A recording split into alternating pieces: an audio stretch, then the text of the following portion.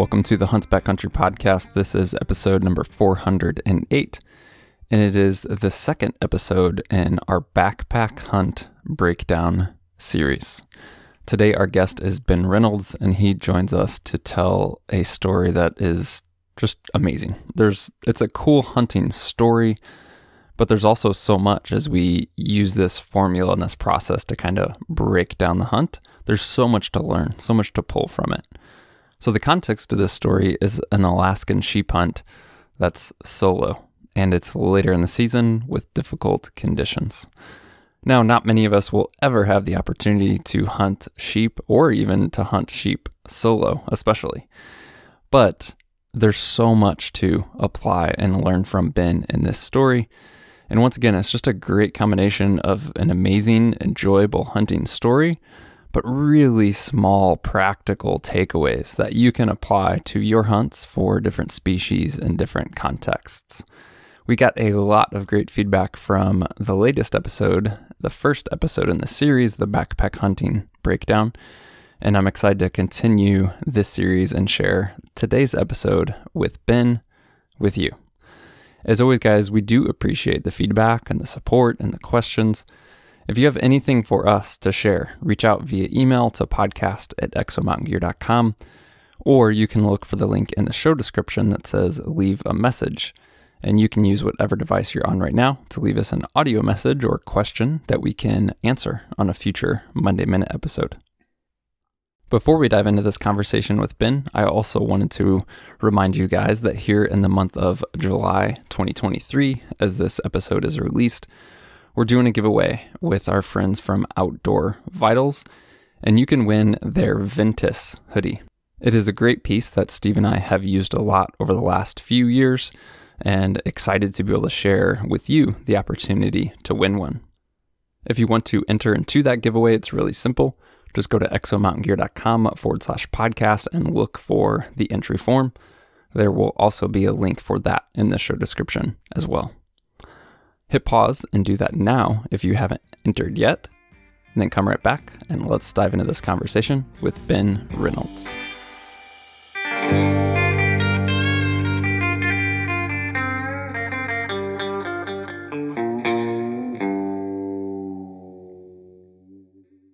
Well, Ben, welcome to the podcast, man. Super excited to chat with you today.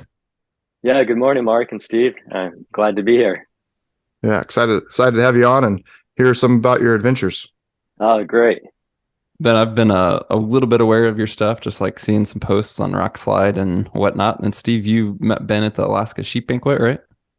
Yeah, I think we've been messaging through Instagram a little bit off and on for the last year or so. I know Ben kind of gave me some insight on the death hike last year of like, I think most of it was post-hike, like, you guys probably should have gone over here, would have had a better experience. And then, we got to meet face-to-face for the first time up at Sheep Show. And been just from the outside looking in, just somebody who gets after it and hunts hard and is consistently successful. Oh, yeah, thanks, Steve. Yeah, it was more wanting you guys to come back up and do another death hike and join in. I've always been a little bit envious of the incredible death hikes you guys have got to experience over the years. Yeah, well, it'd be fun to get back up there and have you join us. That's for dang sure. Just start with, like, for listeners to get to know you, Ben, what's some kind of like introduction and background and just a little bit about yourself before we dive into this hunting story? Yeah, so I am an avid sheep hunter. That's really what my lifestyle revolves around. One of the things anyways is mountain hunting and sheep hunting in particular, and for the most part solo sheep hunting. I just love the whole process of sheep hunting, of the planning, the gear, the execution, and the challenge of it. So every fall I'll spend about a month going on multiple sheep hunts throughout Alaska, and then in the wintertime and spring I spend a lot of time split boarding and in the mountains as well. And my wife and I own a small business, so we work from end of April through end of October with the break in the middle for sheep hunting. and then take the rest of the year off. So we've really have just developed a good lifestyle around our passions up here in Alaska. That's awesome. What does your wife like to do in terms of getting outdoors? Not the crazy things that I like to do as much, but we really enjoy backpacking together, kayaking, going out and having just really fun adventures in beautiful places that don't involve death hikes or bushwhacking or some of the other aspects that come along with mountain hunting. When you were talking about sheep hunting and logistics and planning and all that stuff, it's like skipping almost to the end of the conversation. And this is a big question, but there's a lot of residents up there that sheep hunt every year that don't kill sheep. Like, why? What are they doing wrong? I don't know is what they're doing wrong more than I really try to just get all the things right. I really try to uh, really step up my game as far as research, researching the terrain, researching the prior history of certain areas. Not so much scouting. I don't normally have enough time in the summer to go out and spend a lot of time scouting in an area, but I just try to use my past experiences uh, to gain knowledge of an area, and then also training year round to be capable and physically fit and mentally fit enough to be able to go out and really put in a lot of miles and vertical and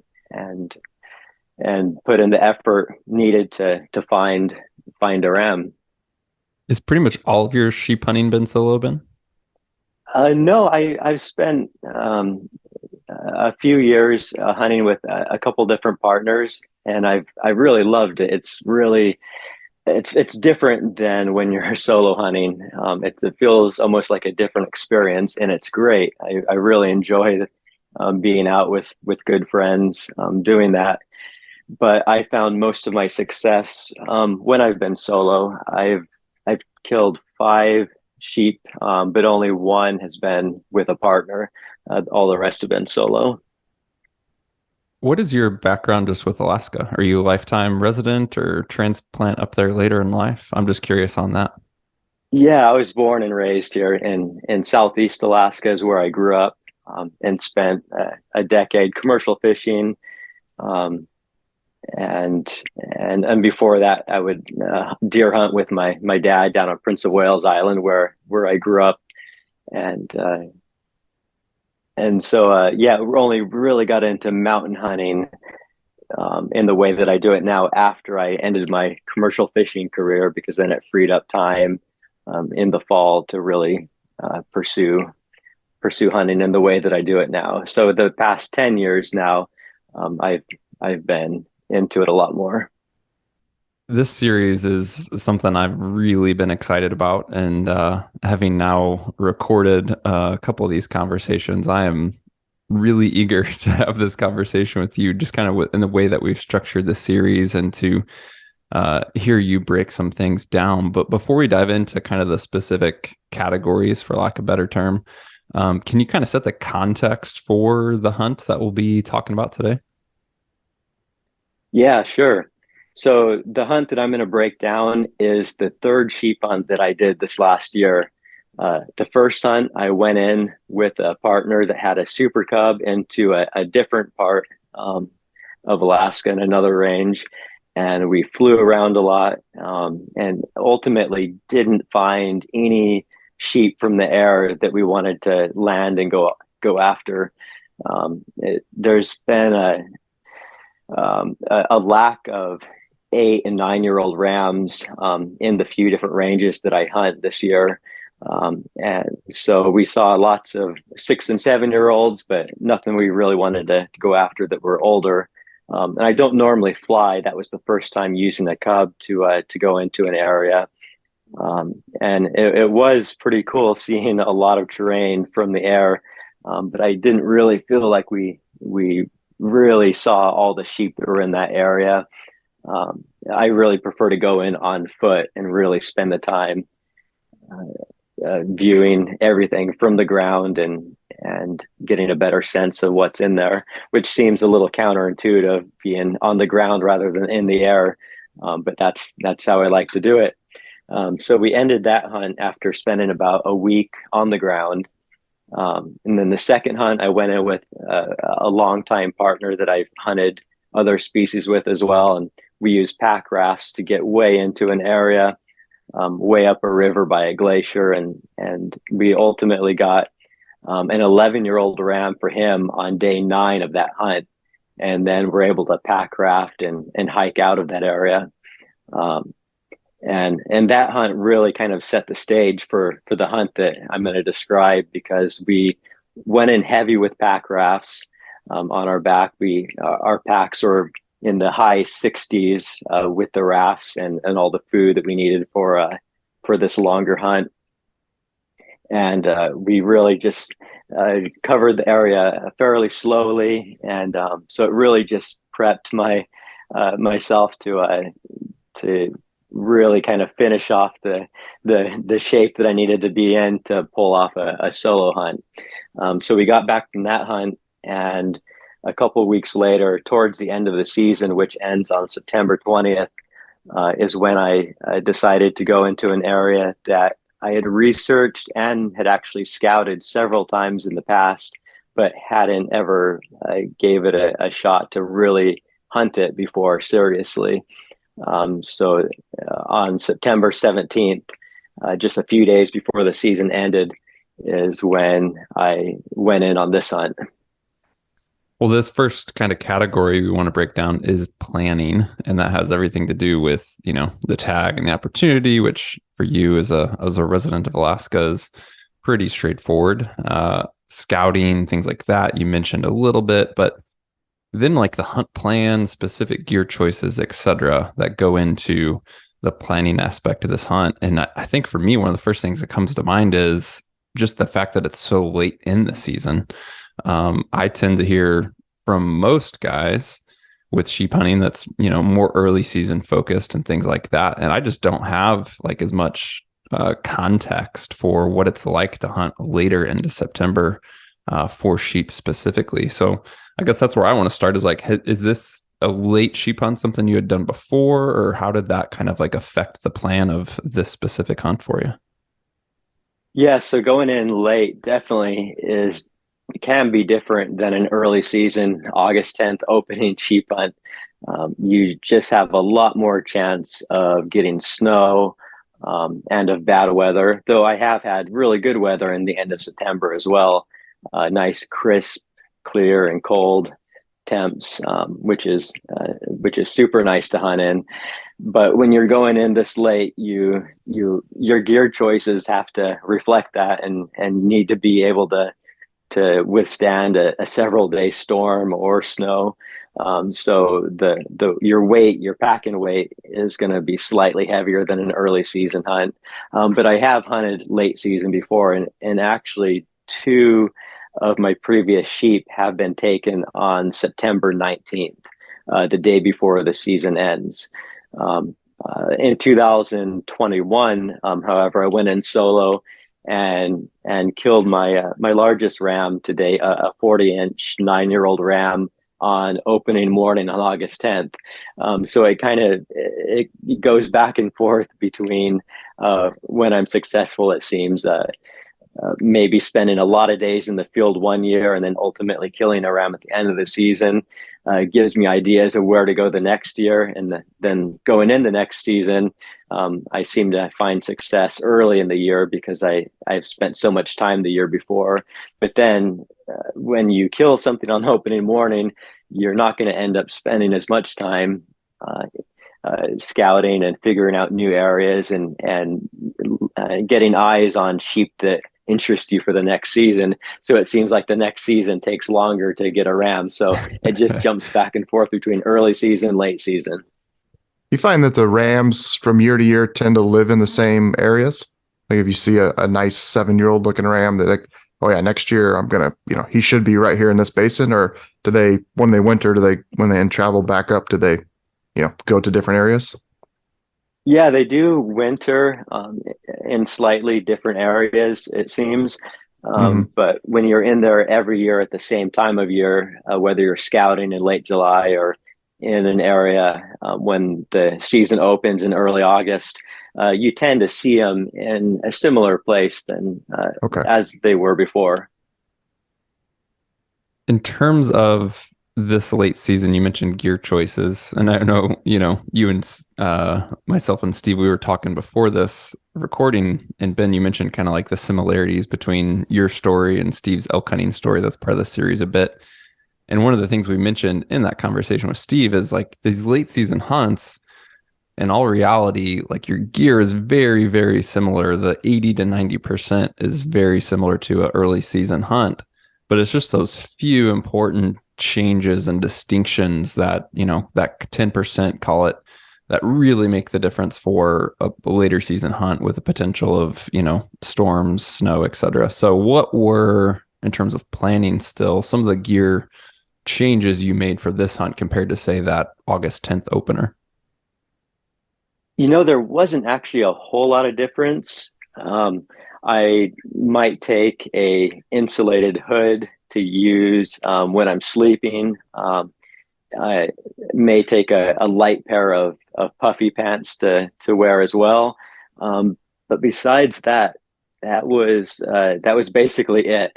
I knew it was going to be wet and cold, so as far as gloves, I would bring a pair of Showa Temuris rubber gloves that are insulated and breathable as well.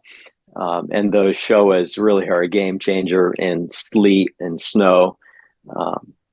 But besides that, everything was basically the same. So I knew that I was going to go in really deep and have to cover a huge a vertical relief to get in and out of this area. So I still packed really light in order to be able to travel efficiently going in, and then also if I was successful to have my weight down enough that I could get everything out in a reasonable manner. So I just knew that I was going to probably suffer a little bit more on a late season hunt like this. I really don't take a lot of clothes. Uh, I take a noon attack gear puffy jacket, and that's my insulating layer, and just use my rain gear to add that over the top to add that insulating layer and wind and to break the wind. So I don't take a lot of gear with me. I was a question that popped in my mind is how do you personally approach like finding that balance between ultralight gear and maybe suffering a little bit more or packing a little bit more weight for just to stay more comfortable out there? And it sounds like you're in the camp of go as light as possible and part of this hunt's just going to suck, but that's what it is. Yeah, for sure. Yeah.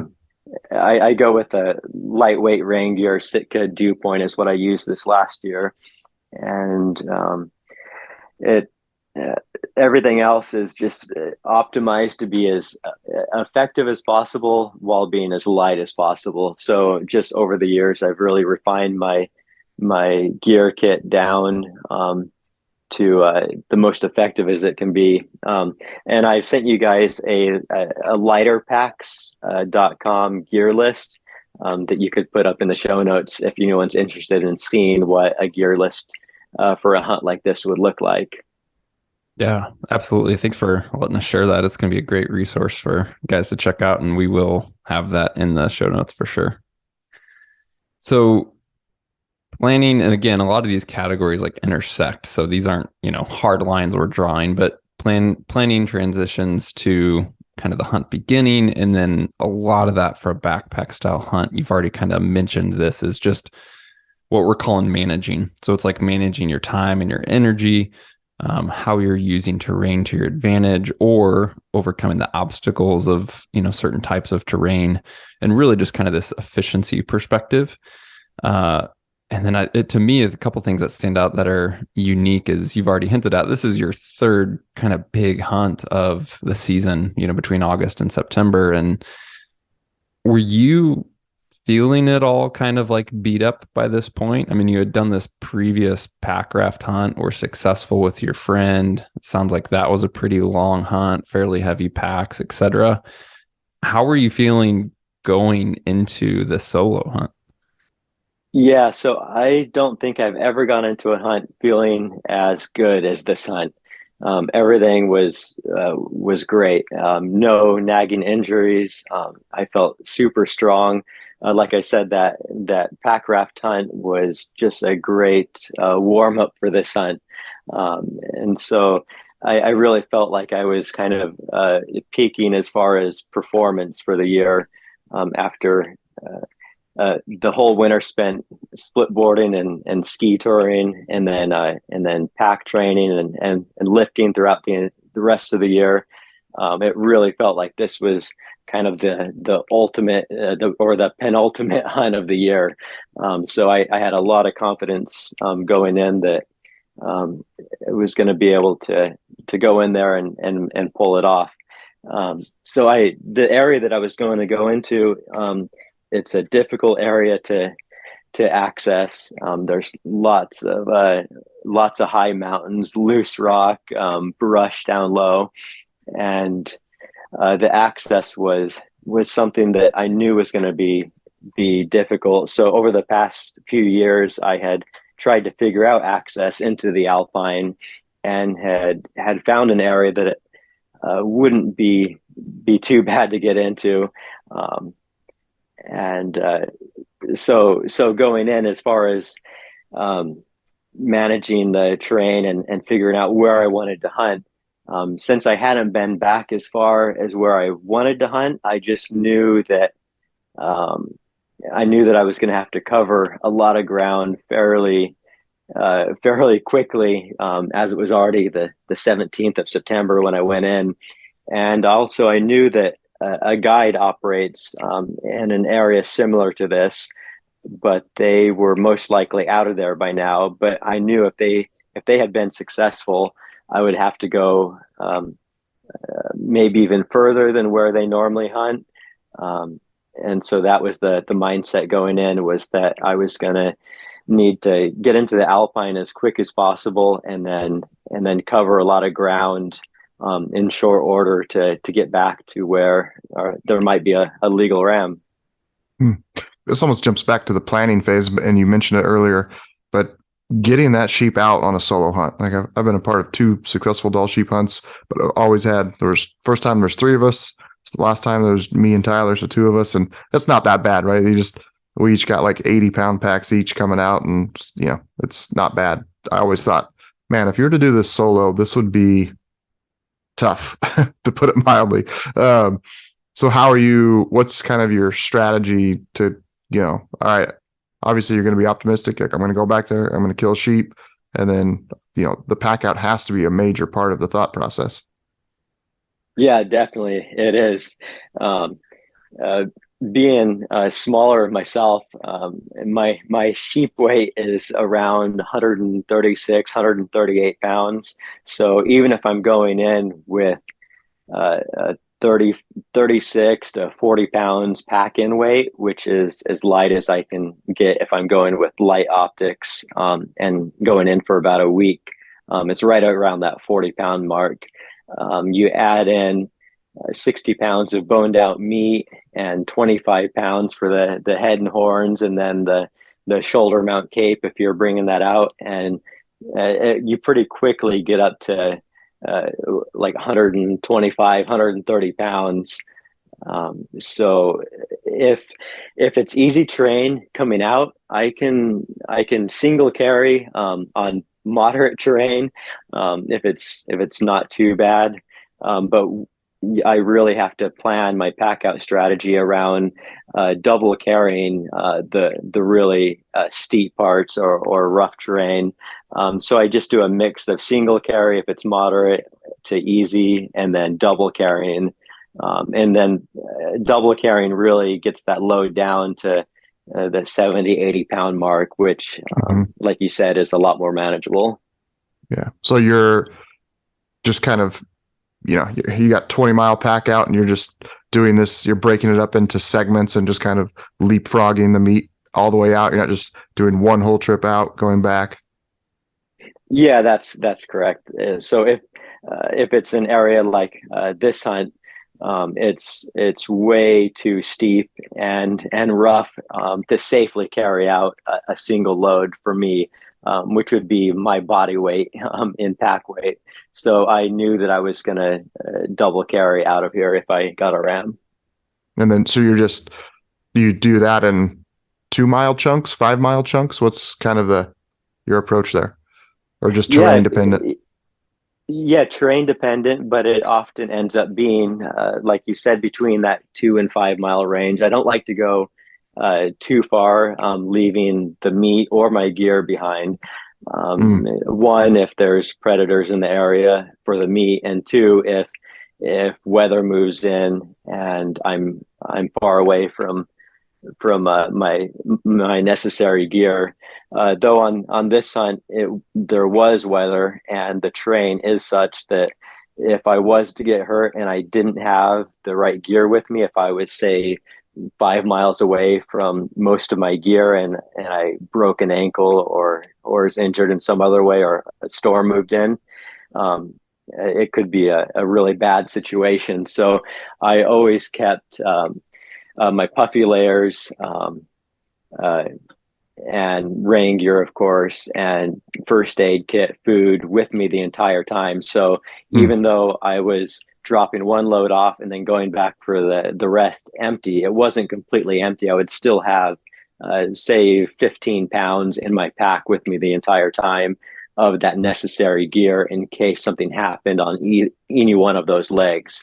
So it made the pack weight a little bit heavier. So I was definitely in that 80-pound range with both loads, even though there was maybe only 130 pounds total if I was to single carry. I didn't even think about that portion of, it's Alaska. You're not leaving, not having the life-saving stuff not with you. Yeah, it definitely adds another level of complexity versus my elk hunt where it's cold, but it wasn't an issue at all. I didn't even think twice about just leaving all my gear up at the motorcycle and going back down and getting meat. Yeah, sure. Yeah, definitely a consideration. There's been a lot of sheep hunters and hunters in general that have found themselves in pretty bad situations when they didn't have the right gear with them, and especially being solo. Though if being in such rough terrain, and even if you did have a partner, it would offer some benefit, but you're still going to have to take care of yourself that far back until you could get help, which could be days away. Along the same lines of protection, what do you do for bear protection up there? So I normally just carry my sheep rifle, which is a Barrett Fieldcraft 6.5 Creedmoor, and I shoot monolithic Barnes 127 bullets, and I've never had an issue with bears. But even though it's a smaller caliber, shooting those monolithic bullets, they have great penetration. So I'm relying on the right shot placement if I had an issue with a bear, in order to stop it. If I had an encounter that turned bad. When I'm packing out, if it's open terrain, if I'm double carrying and packing out in open terrain, I may leave my rifle with one of the loads and go back empty. But that's only if I'm not around brushy terrain that I haven't seen before, and I'm pretty confident that there's no bears in the area. Gotcha. Jumping back, Ben, to, like you mentioned, just this approach of it's the 17th. You really just have a few days to hunt, a big effort to get in there. And you talked about kind of the efficiency and almost urgency in a way of how you need to cover that ground. Can you kind of elaborate on what that looked like? What type of distance or elevation or like time frame even was it to be like, okay, hunt starts here, hunt starts now, but I really need to get here to huntable country, or do I think sheep may be to give myself a chance? What did that look like to cover that ground?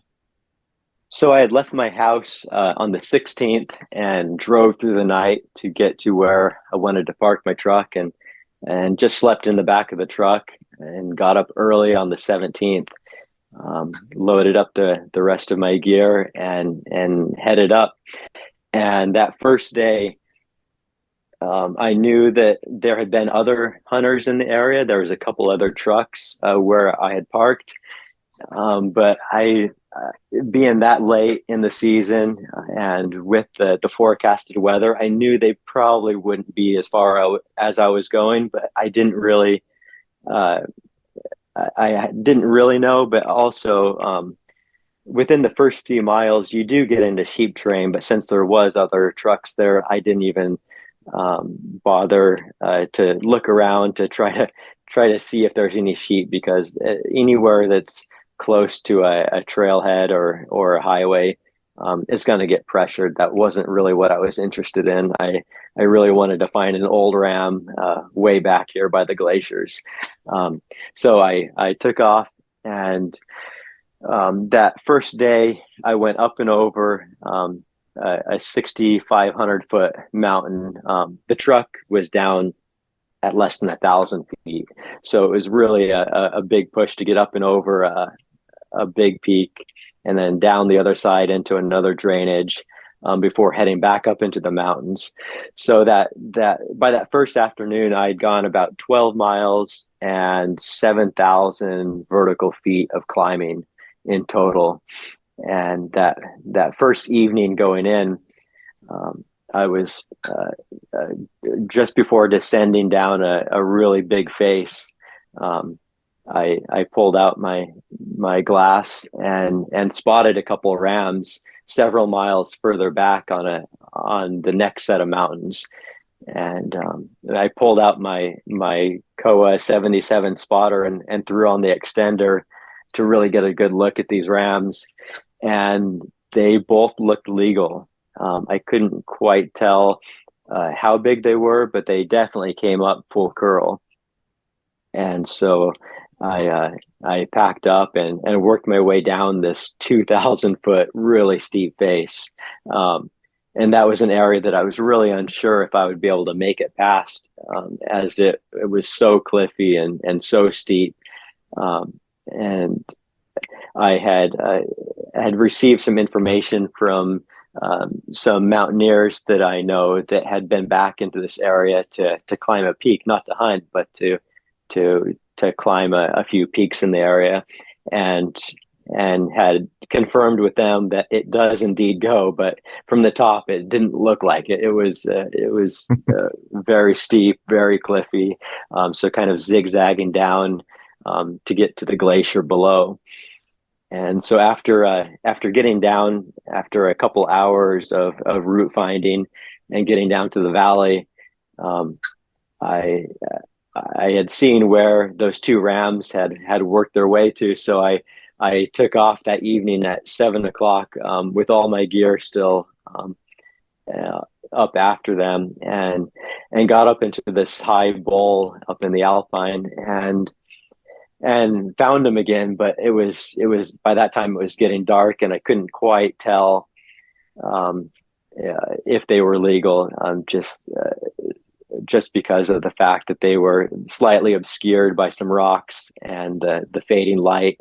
So that first night, I found just a small area to set up my shelter, which is a Mountain Laurel Designs Cuban fiber duomid, an ultralight floorless shelter, and found a small spot for that and set up for the night. So that first day was a big day. It was. It started off in the rain, and up on the peak it was glowing about 50 and starting to snow a bit, but then it had started to clear as I descended, and that's what allowed me to see those rams. So that first day I'd gone in with a lot of urgency, knowing that I needed to cover a lot of terrain, a lot of ground, because I only had a few days after that to make something happen. just a random thought that popped in my mind when you said you were hiking in the rain. Obviously, you're putting out a lot of effort. Are you even bothering to wear your rain jacket? Yeah, for sure. Yeah, I was definitely wearing. I don't tend to overheat and sweat as much as maybe Mm. some other guys do. So I would just wear base layers, and then that um, if it's only raining like a little bit, I'll wear a base layer and then a Patagonia Air Shed, which is a really light wind shirt that dries fast and blocks the wind a bit. And I Hmm. tend to wear that the entire hunt. And then I'll throw the dew point jacket on over the top if it starts to get a little more windy and wet. Yeah, if I know me personally, if I was climbing 6,000 feet, if I had rain gear on, I'd be just as wet, if not. So if it was in Hmm. Idaho, I would just be, well, I'm just wear my thinnest base layer that's going to dry out quick later tonight and just deal with it. But Yeah, when you're climbing up from less than 1,000 feet, the air temp is going to be considerably warmer than getting close to 7,000 feet late season. So the higher I went, the colder and nastier the weather got. So mm, um, and the rock is really loose, lots of black shale and loose boulders. So you're not moving real fast once you get up high, anyways. So you're gotcha. just trying to take your time and a route find to get up to the top of the peak and then down. Are you wearing micro spikes? No, I didn't bring micro spikes on this trip. I will occasionally goat hunting, but normally if I think I'm going to need to use micro spikes, the better choice is going to be to wear real crampons. Okay. So goat hunting, I'll bring some aluminum semi-auto crampons to go in my boots, but on this trip I didn't. Okay.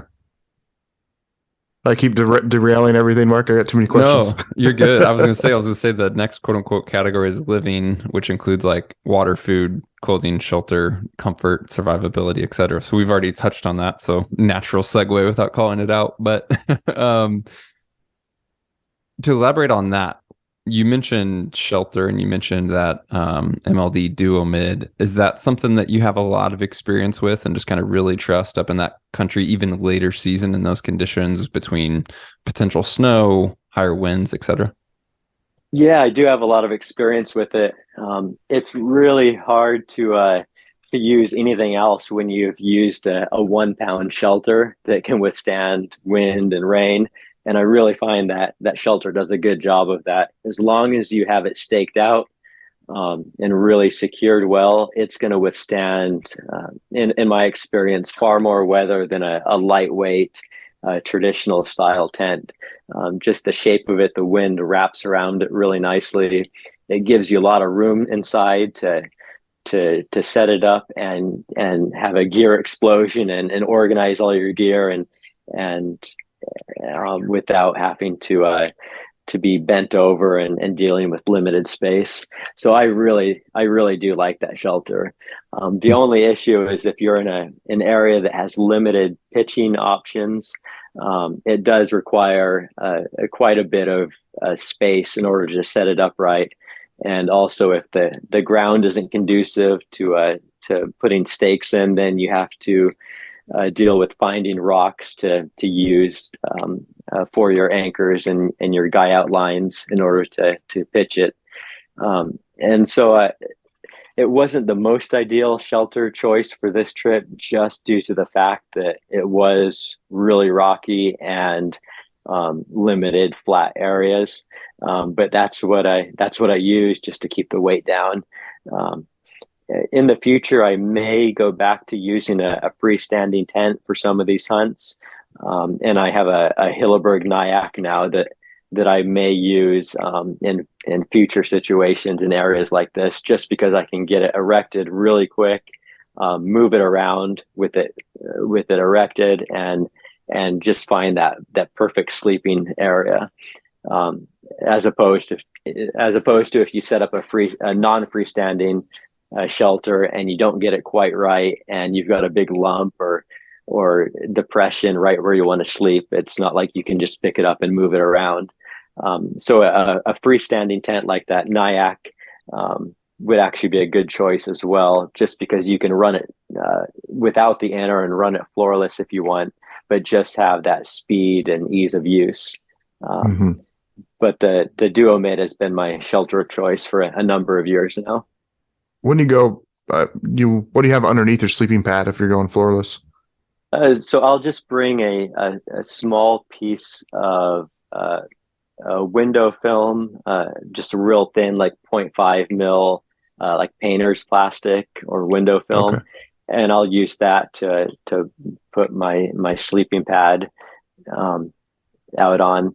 Though actually on this trip, I did pick up a Z-Pax DCF bathtub floor, which is I think it's about 4 ounces, and it's a Cuban fiber bathtub floor. That's what I used on this trip. Oh, okay. And whatever you use for a ground sheet, I'll often end up using to wrap the cape in as well. So it's kind of multi-use. Mm. But that bathtub floor uh, on this inner, well, not the inner, but just the ground sheet came in handy later on another campsite when I had water flowing through my duo mid and going up against that bathtub floor. So it was definitely a good call to have that. You mentioned water flow, and I was actually going to ask you just from the livability perspective on a hunt like this, did you have to be strategic with your own water allocation, or was there just kind of water anywhere and everywhere that you needed? Yeah, for the most part, there was plenty of water. There's glaciers in the area. Um, there's recent precip snow up high and rain down low, and lots of creeks and runoff from glaciers as well. So this really wasn't an issue on this trip, though on some of the sheep hunts I've done where you're getting high and staying high on a ridge line, where it could be dry, then carrying extra water with a bladder is going to be the way to go. But I didn't have to worry about that this hunt. You've touched on a couple things in terms of clothing, wearing your rain gear. You mentioned that air shed, hoodie, things like that. Can you just kind of elaborate more on your call it clothing system, for lack of better terms, but what type of layers you tend to prefer, whether that's, merino versus synthetic for base, or just different things that you've used or changed or just kind of refined over time, and what some of your go-tos are from a pretty big picture clothing wise? Sure. So for base layers, I prefer a merino, just for the fact that it it feels nice. It's warm. It doesn't start to smell like some of the synthetic base layers I've used in the past. So I'll basically start with a merino base layer. Um, for pants, I'll just run a ultralight soft shell pant. Currently, I'm using a Barney's PA18 pant that Kevin here in Anchorage at Barney Sports Chalet developed over the last couple of years with vents in them. And typically, I'll just wear those without a base layer, and then I'll wear a thin, like 150 weight or 125 weight merino t-shirt with an air shed over the top of that, um, an active insulation jacket, such as like the QU Kenai, and then the dew point. So it's a pretty basic system. And then late season, will have that Nunitat gear, synthetic, puffy, and possibly some QU super down pants. And so if it's really cold at night, I'll just use those insulating layers to supplement my sleep system. And I've gotten away from using quilts, which I used for quite a few years, but I would always find that I would get a draft at some point in the night, even if it wasn't that cold of a draft. It would wake me up, and I like to switch positions in the middle of the night from back to side, to sometimes on my stomach. And I even using pad straps, I just never found it to be that great for myself. So this year I switched to a Feathered Friends Tanager, which is a hoodless, zipperless bag that you just pull up or push down, and it's 950 fill down. And I've slept down into it's rated at 19 degrees Fahrenheit, but I've pushed that temp rating down into the single digits in testing this last winter, and so that's what I used on this trip. So I try to integrate my clothing system into the sleep system to just to maximize the effectiveness of what I have with me. Awesome. I feel like we've kind of left the hunting story hanging at a perfect spot for the quote unquote next segment, which is the hunt itself in terms of, stalking and approach and what have you. So to kind of like recap or bring back what I recall is you essentially go to bed with these rams in sight. Didn't quite necessarily, as you close the distance, get a better look at them, but I'm just kind of curious where the story picks off because, and according to our quote unquote structure, we're kind of at the hunting portion of this whole thing. So where does it pick up? So the next morning, I woke up about 5 a.m. and peeked over the small ridge from the depression that I was camped in, and glassed in the general direction of where I had seen them the night before. And I didn't see them at first, and I looked a little bit closer to my left on the face, a little bit closer to where I was camped, and spotted them. And they were 750 yards away, and I was able to get a really good look now with as the light started to get better. And one was definitely legal. He was full curl. The other one looked to be close, if not full curl as well. And I threw my phone on the Koa spotting scope, and I use the MagView phone scope, and so I'm able to view looking at my phone and take photos and video to really evaluate and try to judge the age on these guys. And just because they were full curled, it wasn't a sure thing. That's the most important factor for me when hunting sheep is age over everything else, over length, over symmetry, how they look. Is if they're not older, in that older age class, I'm not interested. I think it's the most responsible thing for me to do as a sheep hunter that goes out and for the most part kills a sheep every year is to take the oldest ram that I can find. And both of these look to be 7 years old.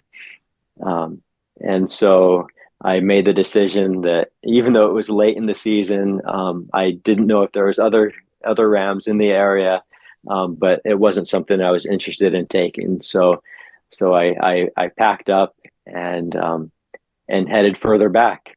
There's another pass that I could go up through that passes by a pocket glacier and gets me back into another drainage that was the area that I was originally interested in hunting anyhow, based off of looking at maps and imagery. And so that's what I did. I packed up, hiked over into an area that the sun was starting to hit, and stopped and made coffee and warmed up after spending a few hours laying in the shade that morning watching these other rams, and got ready to head further back. It's not many guys would do that. Walk away from illegal sheep, especially on a year like last year where, I think the sheep were hard to come by.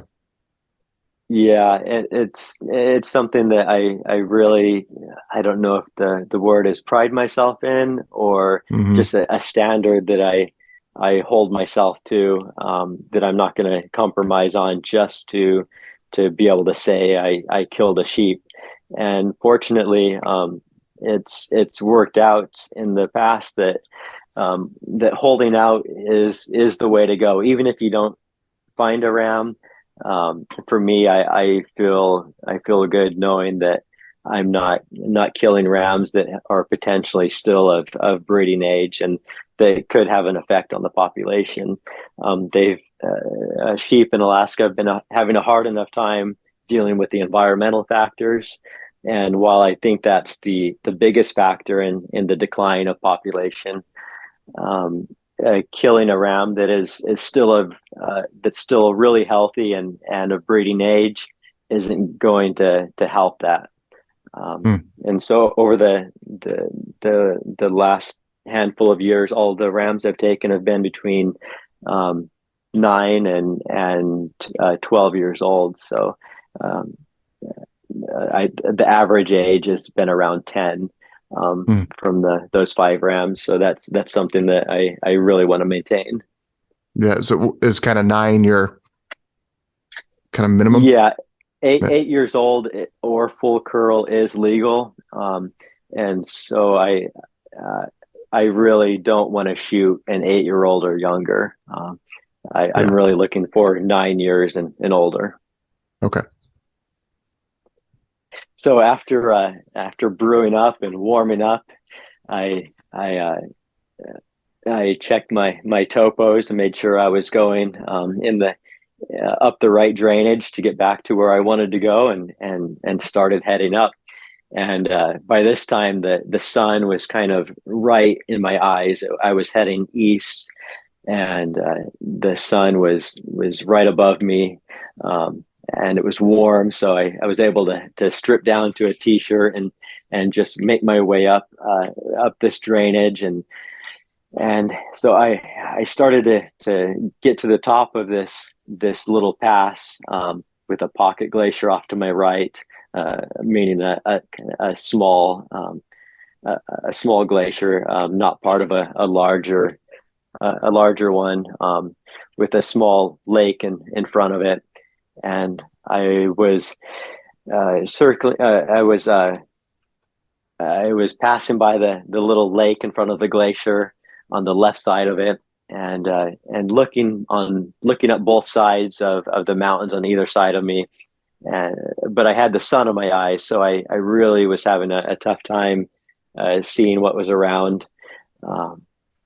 And about the time that I reached the top of this pass, I looked over my left shoulder onto the face that the sun was hitting, and I saw a lone ram about 800 yards away, just sitting on this open face. He had spotted me, obviously, as I was moving along below him, and I instantly just dropped and looked through my binos, and I could tell it was a decent ram. So I got up the spotting scope, and it was definitely an old ram. He was heavy. He was on his own, and the feeling of finding a ram like that, it's hard to describe. It's exactly what you're looking for. That I knew that there was going to be a ram back there, but that was not a sure thing. But that's what I was looking for. And so I saw this guy, and the emotions are pretty strong when you see something like that. But he had spotted me. He had busted me. And he immediately got up and started walking to the top of this big face that he was on. And so that was the start of what was going to turn into an epic. Well, I'm pretty much on the edge of my seat, so please continue. So I got out my rifle and ranged him, but he wasn't stopping. There was no way that he was going to be in range after he started going up that face. Using the 6.5 Creedmoor and the ballistics of those Barnes 127s. My max effective range is going to be 600 yards, based on the terminal performance of those bullets and the velocity I'm getting out of that rifle. I know I can have enough expansion at 600 to make an effective clean kill, and I regularly shoot out past 1,000 with that setup. So I know that 600 is doable in the right conditions, but he was already past that and going up. And so what I did is backtrack a little bit towards the edge of the lake, where there is these lateral moraines, that I could duck behind and hide myself from the ram as he was still continuing up. But I didn't want him to continue to see me and possibly go over the ridge or get to the top and take off. And so I set up the spotter and the phone scope, and just barely enough view to watch him still, but to be mostly concealed from him. And he continued on up all the way to the top of this face, a steep 50, 60 degree, 70 degree face. And he stopped right before the top of it, and just laid down. And the area that he was in was up in the snow. So it made a really good contrast to be able to watch him through the spotter and really evaluate and confirm that he was at least 9 years old and full curl. And I got some great phone scope images and video. But now the waiting game started. So this is the 18th of September, and it closes on the night of the 20th. So as I'm waiting and watching to see what he does, to see if he might start to come back down, and possibly get in range, in order to make a long shot on him. I'm in reaching with my wife to get updated weather reports, and she gets on the National Weather Service website, and pinpoints my location and looks at the weather models and sees that there's a big weather system moving in. It's actually forecasted to be up to 3 feet of snow at this elevation in this area the next day, along with high winds. And so my heart is sinking a bit, knowing that not only is the weather conditions, not only are they going to be challenging, but I'm going to lose visibility as well. The ram is about 1,800 feet above me, in the 6,000 foot range, and if the weather moves in, I'm going to lose sight, and as well as having treacherous conditions and on those loose rocks and steep slopes, and maybe even have to deal with avalanche hazard on some of the steeper faces if it does actually snow that much. And so I know that this is the last chance that I have this day, even though it was only the 18th. It was effectively the last hunting day that I was going to have. Yeah. I think you get that weather forecast, and are you like, I got to be hiking out of here tonight, tomorrow morning? There's certainly a major safety consideration here. What's that look like? Yeah, you definitely have those thoughts and emotions going through you when you hear something like that, because the big peak that I had to go up and over, it really is dangerous enough even when it's dry or without snow on it. Mm-hmm. And it definitely crossed my mind that I might not be able to get out that way. There was another area that I could go to get out of there, but it was going to be double the distance, and through area that I hadn't gone through before. So I had the confidence to know that I could get myself out if I didn't have a ram on my back, if the weather moved in. Okay. But if that weather moved in and I had a ram, I really wasn't sure. I knew it was going to be really challenging and be a pretty hard effort to safely get out. And so by this time it was mid-afternoon, and he still hadn't budged. I'm sure he had seen the guide in there before. He knew that I was danger. He wasn't moving from that high perch of safety that where he was at. And so about 6 o'clock that afternoon, I just had, well, before that, I had the mindset that I was waiting for him to move. I was possibly going to have to make a long shot uphill because it didn't look like there was any other option as far as making a play on this. But something in my mind switched at around 6 p.m. with about 3 hours of daylight left, and I just thought, I need to go up after him. I need to go up the face and get above him. And so my whole mindset changed from waiting and staying out of sight to making a play and making it happen. So I dropped all of my gear out of my bag that I didn't need, and went as light as possible, just with my rifle and kill kit, and decided to make that move. So at this point, instead of being out of sight, I decided that I didn't care if he saw me down below, because that would just make sure that he stayed up there and didn't start to come down the face. So what I would need to do is move up valley a few hundred yards within sight, knowing that he would see me at this time, and then get out of sight and charge up the face. So this face was about 1,800 feet of probably average 55 degrees, like really steep. Using your hands, actually scrambling up through fairly technical rock sections, and so that's the direction I went. I just started straight up.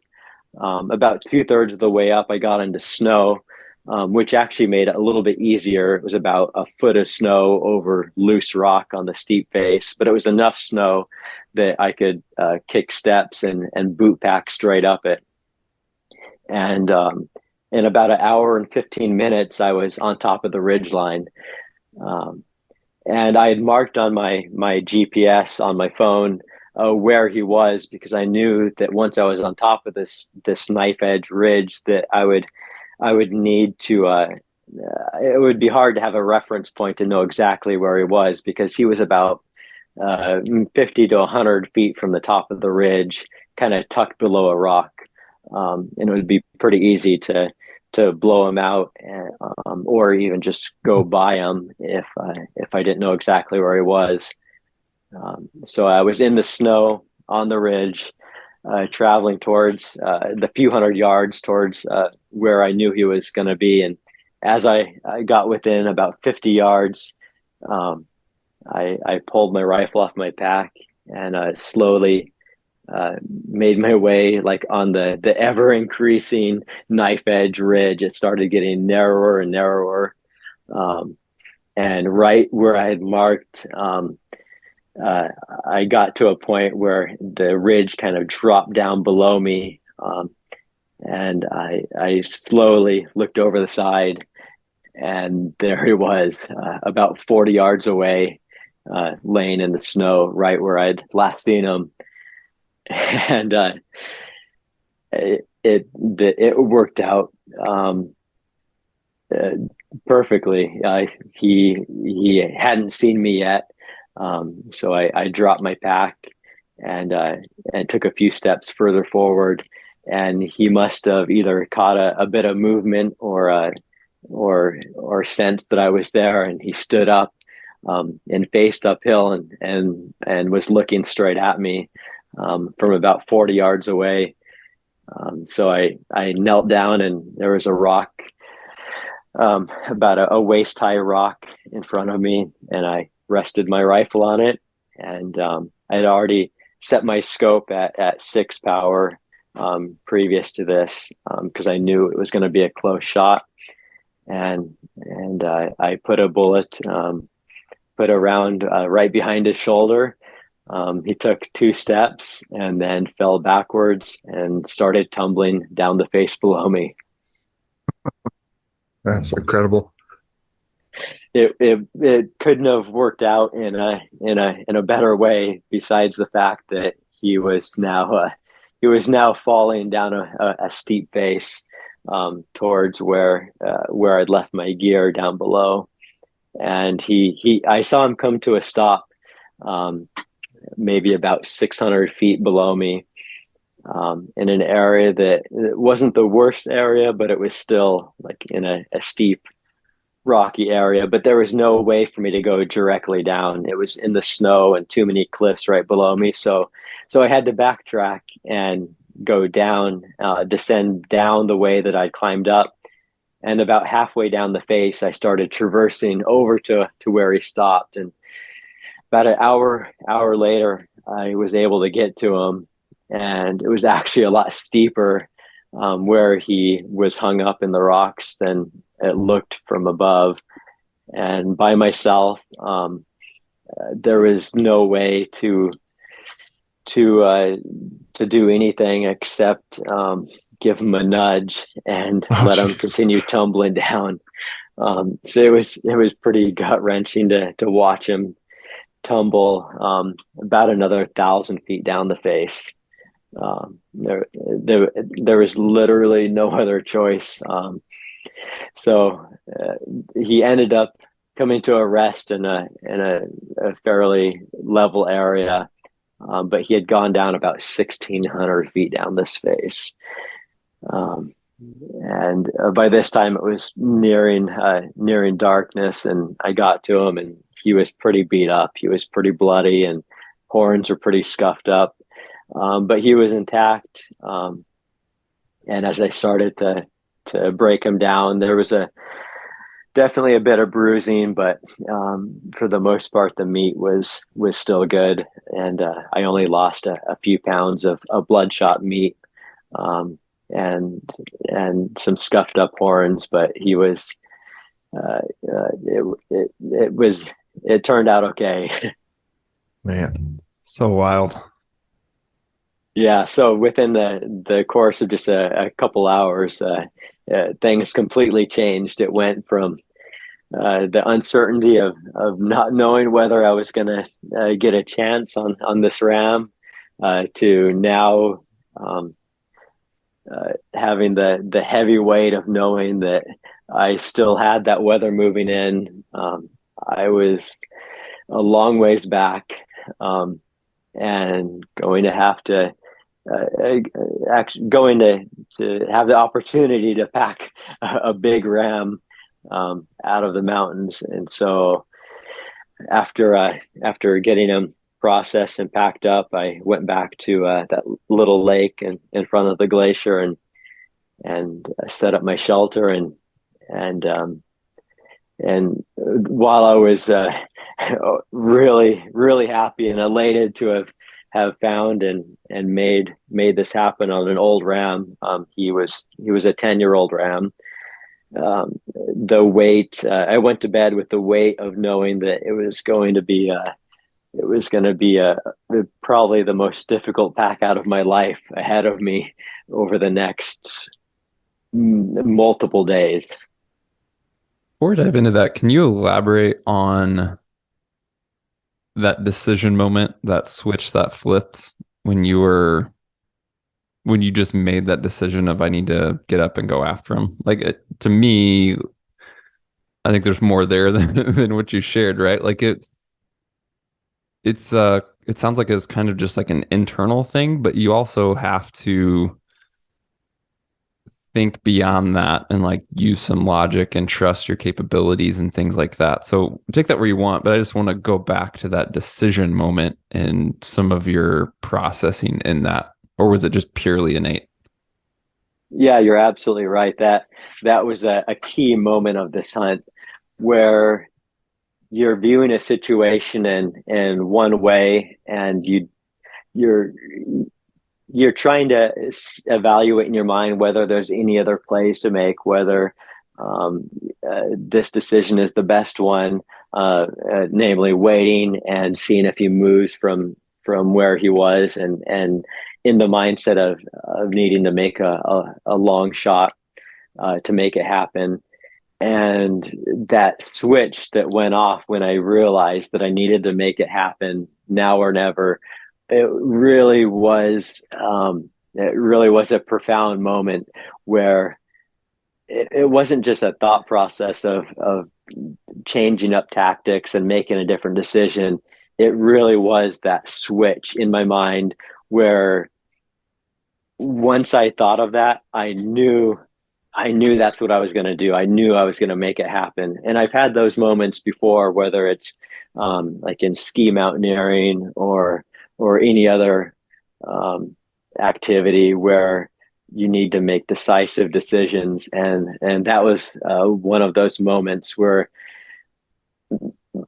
it was not just a mental change, it was a physical change. I just felt this surge of energy and and and adrenaline go through my body that I knew what I needed to do, and I had the confidence that it was going to work. That if I made this decision, that I had the capability, the physical fitness, and the confidence to go up through that terrain and to make it happen. So yeah, that was the key moment of this entire trip was that moment. There's also just so much prior experience built in there. I mean, you Mm-hmm. predetermining like this is going to be a close shot. I need to back out my scope, right? Knowing that you wanted the sheep to see you, right? Like that all these things come from paying attention to past experiences and applying it to what the situation you were in that all lead to this success. Yes, yeah, absolutely. That is a key factor in the success of this hunt and many of the other hunts I've done is really just drawing on those previous experiences and being mindful to learn from them. And a hunt like this isn't something that comes easily or without prior experience, because all those things, all those past experiences lead up to being able to make decisive decisions and capitalize on an opportunity and to make something happen. Where in another situation, if you didn't have that past experience, you might not view things in the same way. Might not see those opportunities and know how to take advantage of them. Yeah, I love how you said just being mindful from past hunts to learn from them. I think that's such a key statement, and that it's something that I really actively try to do, even on hunts that seemingly go really, really easily, right? Just to in the days, weeks after, reflect back on it. And I don't put down a journal or anything like that, but just make mental notes of what happened and why you're successful. And it's just such a critical role to continue to evolve as a hunter and become better. Mm-hmm.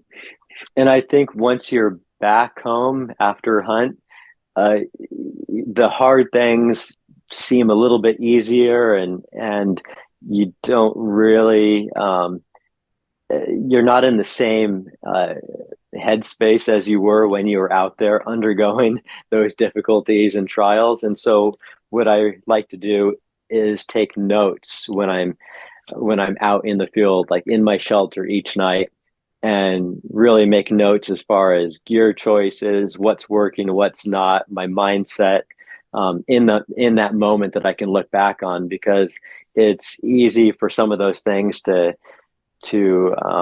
become a little bit clouded or to not view them in the same way. But I want to be able to look back at those notes later on and see where I was at as far as my mental space and see what I thought was most important while I was out there in that moment. I like that. And so I'll normally just take out my phone and keep notes from each hunt. So I'll have a folder with each day just logged in there, not just the technical details, but those other things I spoke of as well. So the final kind of category to break down is packing. Obviously, we talked before about some different strategies that you use, different scenarios, how it's dictated by terrain, etc. As it relates to this story, we know weather sounds like it's coming into play.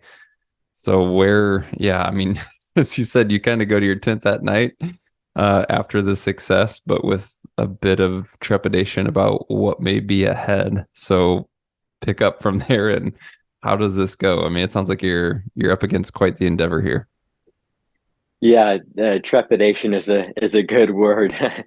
um, but when you're so far back, and you have this immense challenge in front of you, it's not something that you can shy away from. You eventually have to face it. And while I went to bed with a bit of trepidation, when I woke up the next morning, I was focused on what I needed to do.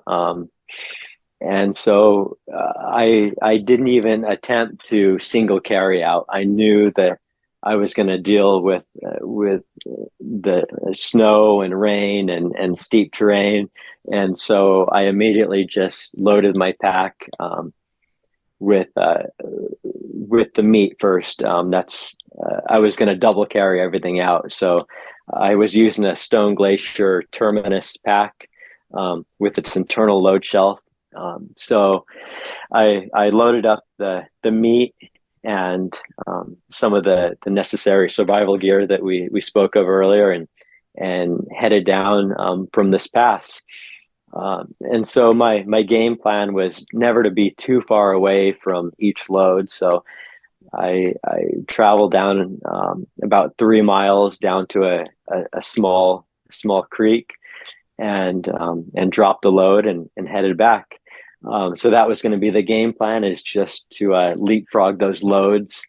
Um, and my goal that first day was just to get to the base of the big peak that I'd gone over to get into this area. And so I spent all day doing about three separate loads down into a valley and up onto the alluvial plain of this glacier that's right at the base of this large face. And so as the day went on, that first day of packing out, the wind picked up, it started to rain.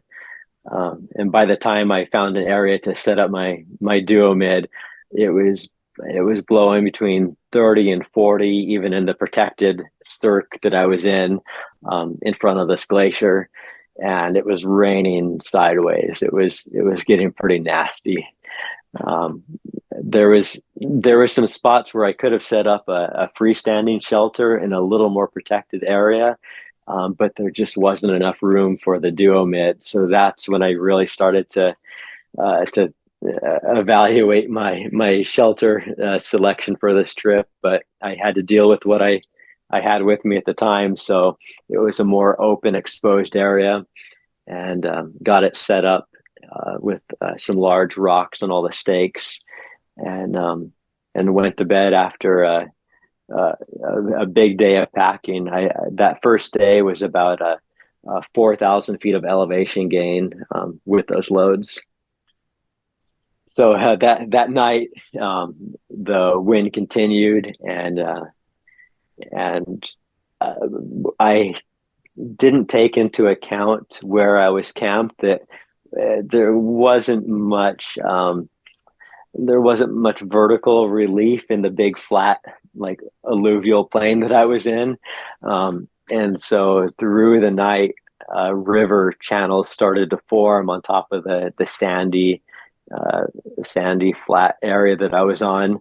And I woke up with driving rain and streams, like small, like shallow, but streams running all around my camp, and even starting to push underneath the shelter as well.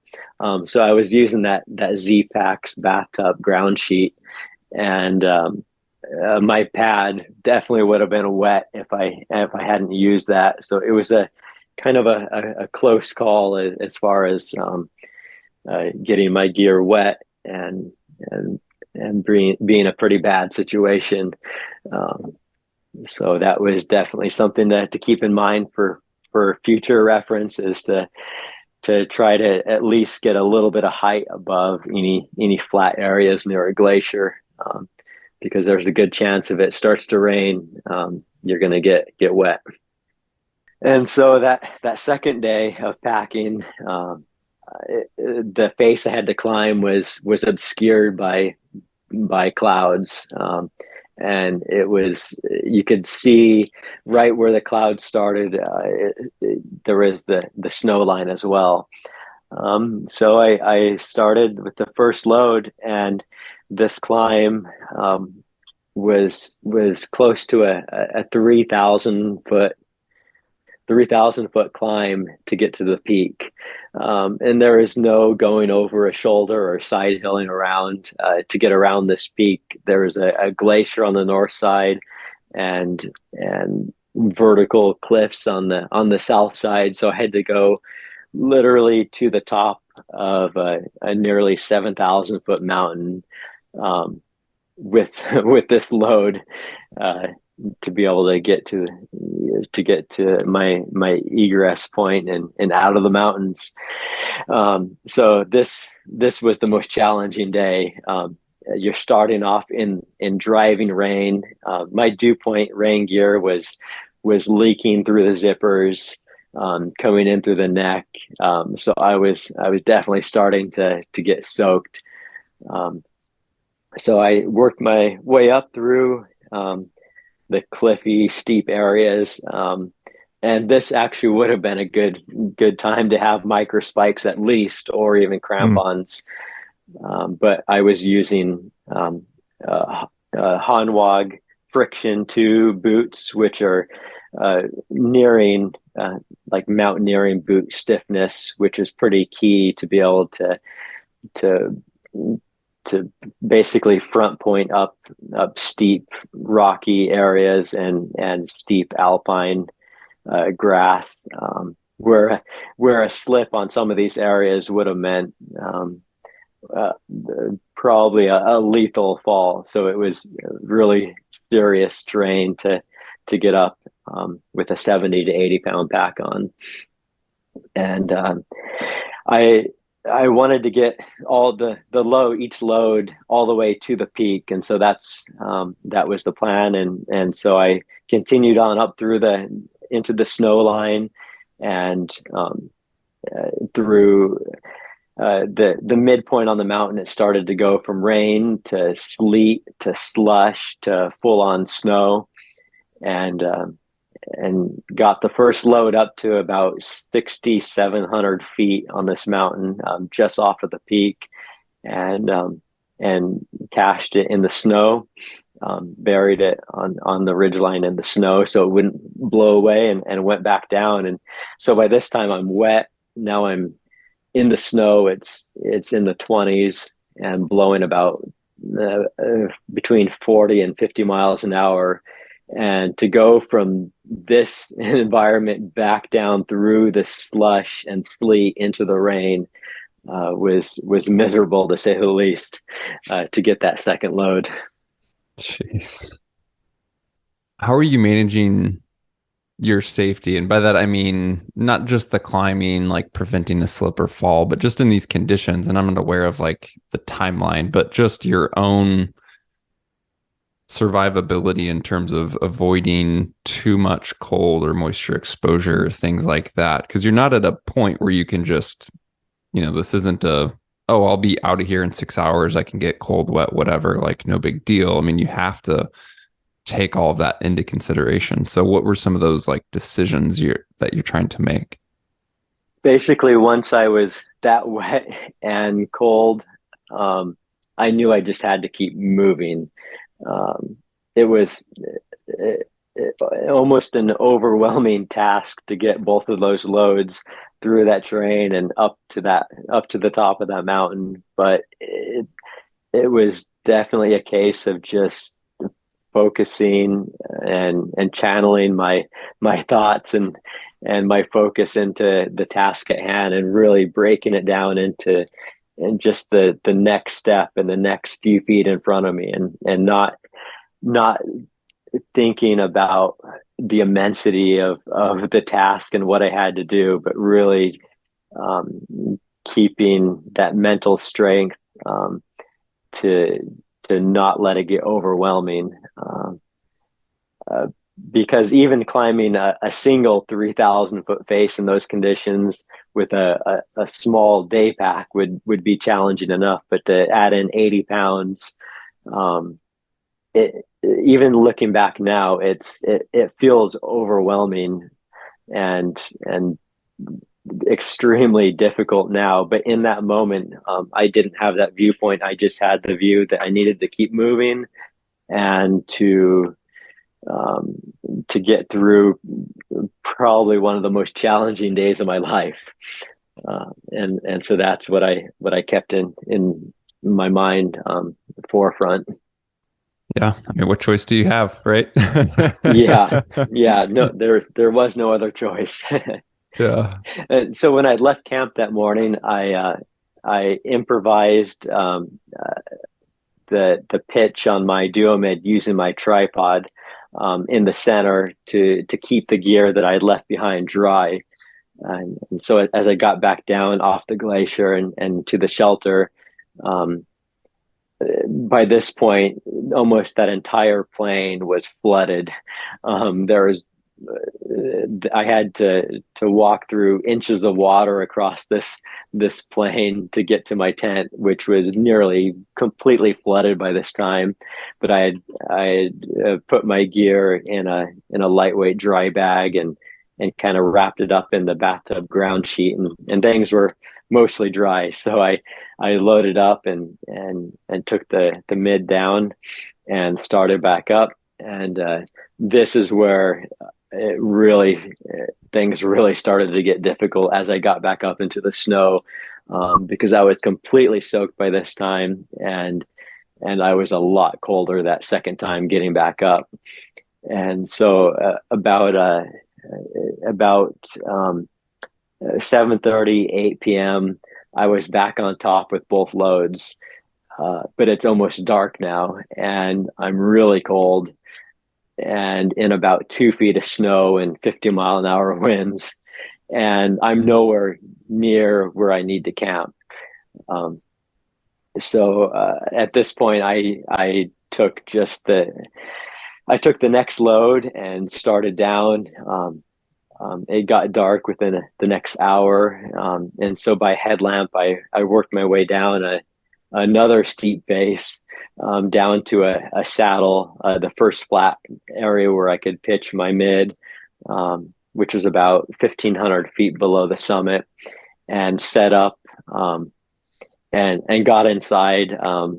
And the nice thing about the mid is you can just take all your gear off and spread out inside it, and get organized. And I threw on some dry clothes. I staked out the mid fairly good, but that night it started to gust over 50 miles an hour. I wasn't in a very protected spot, and about 1 a.m. I had a couple stakes pull out, and as you know, in a floorless, non-freestanding shelter, that could be disaster. And so I turned on my headlamp to see that the foot end of the mid was flapping, and my trekking poles, which were strapped together with a ski strap, were at an angle, and the mid was dangerously close to collapsing. So the first thing that I could find was my jet boil cup. And that's what I used. I kind of reached underneath and grabbed a couple of the stakes and hammered them back in, bending the jet boil cup. But that was the only thing that I had handy. And so I had no other choice but to throw on my wet rain gear and go out into the dark and go find some more rocks and put them on top of the stakes. And so after about an hour of fighting that, I was able to climb back in the mid and kind of sleep for the next few hours. Those wake up calls are never fun. No, it was not what I wanted to deal with after the day that I had before, and with how wet and cold I'd gotten. But it was it was one of those situations where you just have to act. Otherwise, you're going to find yourself in a really bad situation. So probably not too much sleep that night. No, no. So the next morning, it was there was even more snow up high, and it was full on winter storm, and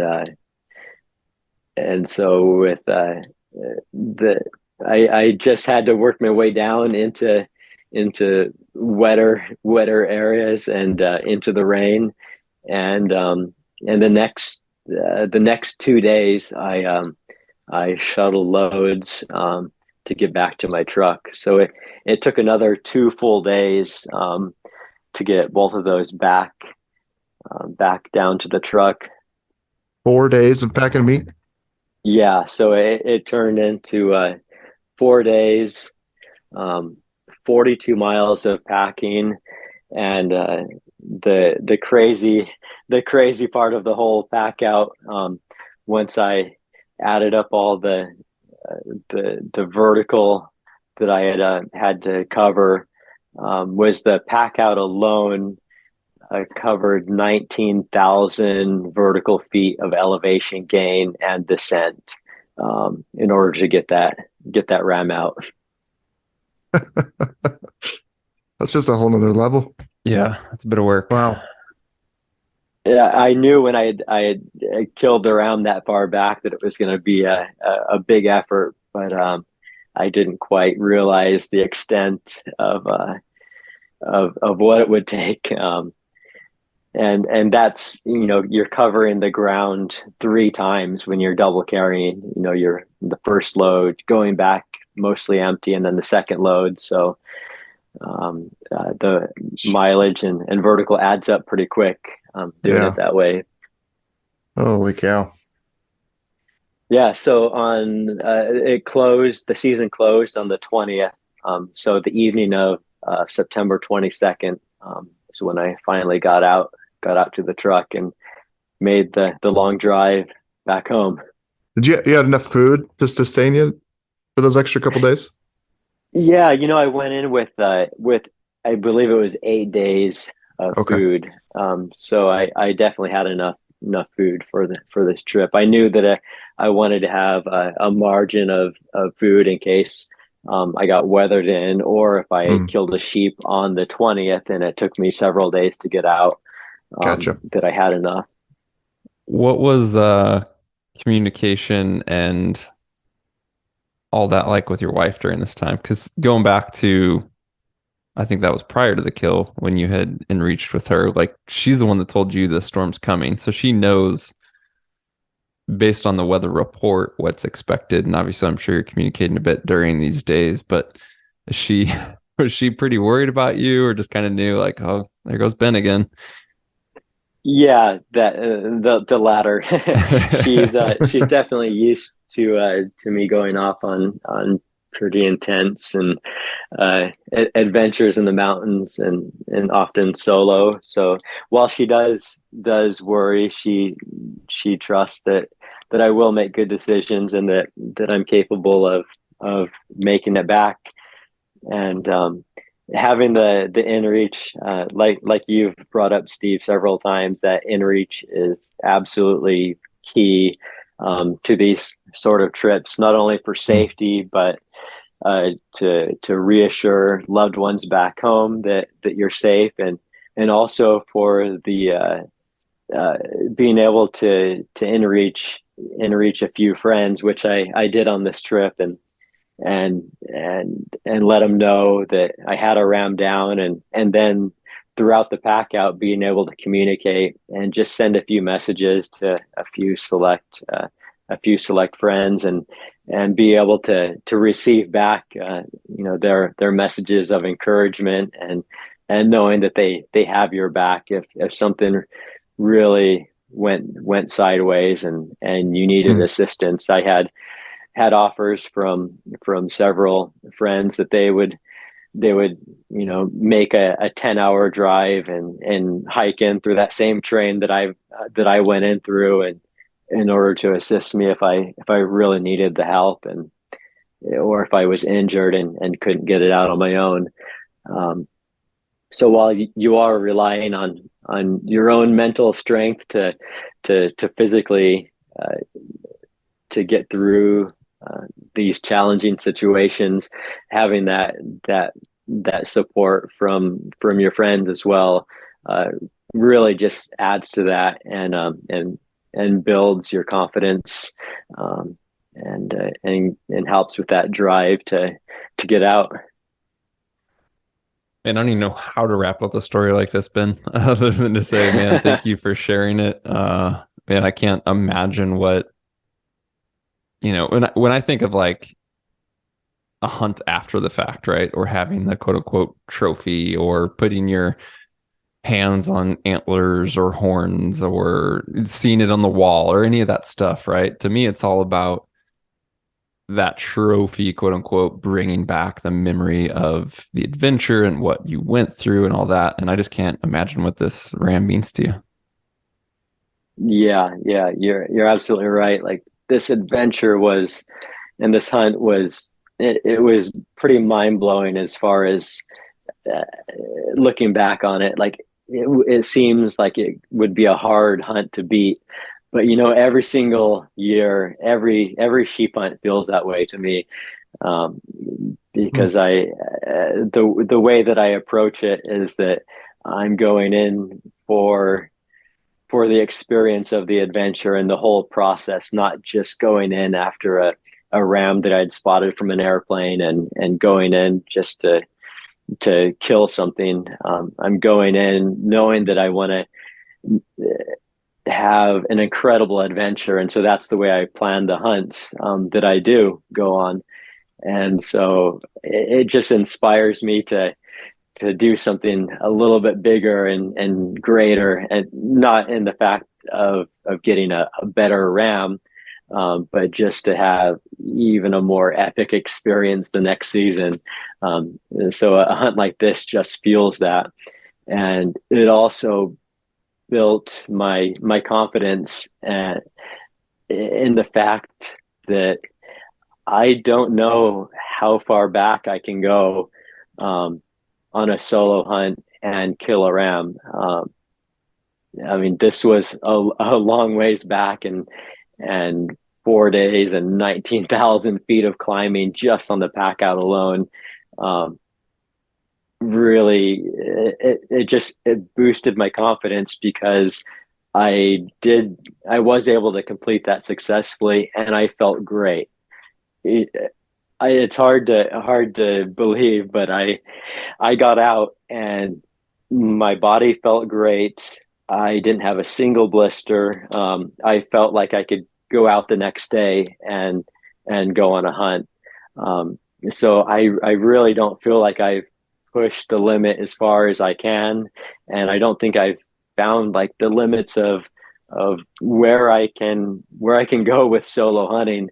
And that's so exciting to know that the adventures to come are going to be even more epic, and who knows where they're going to lead, but they're going to be hunts that are memorable. Well, what a way to cap an awesome story. I say this a lot, but I truly mean it. I hope you guys enjoyed this episode as much as I did. I loved this conversation with Ben, hearing the story and learning from him. Thank you guys so much for tuning in and supporting the show. Don't forget, we have the giveaway going on right now in July of 2023. Check the link in the show description to get entered at exomountaingear.com/podcast. If you're enjoying the show, it would help us tremendously if you just leave a rating or review in whatever podcast app that you're using, where you can do so, or just share the show with a friend. And once again, if you have any questions or feedback for us, you can always email podcast@exomountaingear.com. And finally, if you haven't yet, hit subscribe or follow in your podcast app so that you receive future episodes automatically, and we'll talk to you soon.